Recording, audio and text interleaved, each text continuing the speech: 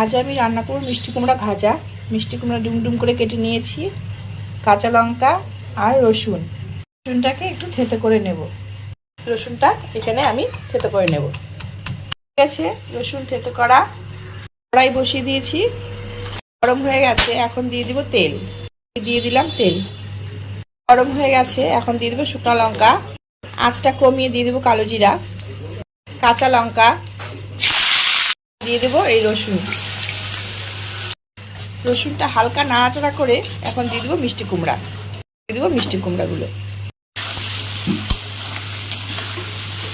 লবণ, হলুদ, মিষ্টি।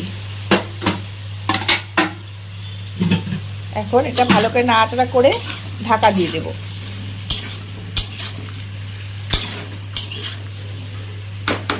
দিয়ে দিয়েছি, ঢাকনাটা খুলে খুলে মাঝে মাঝে নেড়ে দিয়েছি। তারপর আঁচটা একটু কমিয়ে দিয়েছিলাম, এখন আঁচটা বাড়িয়ে দেব। ঢাকা দিতে হবে না, এখন আঁচ বাড়িয়ে দিয়ে আমি এটা ভালো করে ভেজে নেব।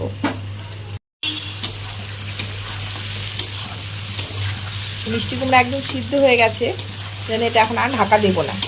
এখন ভালো মতো ভেজে নামিয়ে নেব। হয়ে গেছে এটা ভাজা।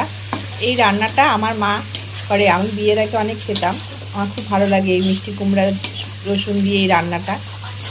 আমার হাজবেন্ড অত পছন্দ করে না, যার জন্য করা হয় না এই রান্নাটা। কিন্তু আজকে যখন মিষ্টি কুমড়া এনেছে তখন ভাবলাম না, আমি এটা খাবো, অনেক দিন খাই না, আজকে এই রান্নাটাই করব। তাই অল্প করে মিষ্টি কুমড়া কেটে এই রান্নাটা করে নিলাম আজকে।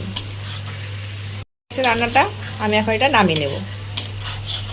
খুব কম সময় লাগে এই রান্নাটা করতে। আর এই রান্নাটা দিয়ে তুমি যে কোনো কিছুই খেতে পারো। ভাত দিয়েও খুব ভালো লাগে, রুটি দিয়ে, পরোটা দিয়ে, লুচি দিয়ে, সব কিছু দিয়ে এই তরকারিটা খাওয়া যায়।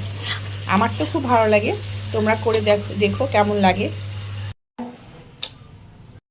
হয়ে গেছে আমার এটা মিষ্টি কুমড়া ভর্তা টাইপ আর কি।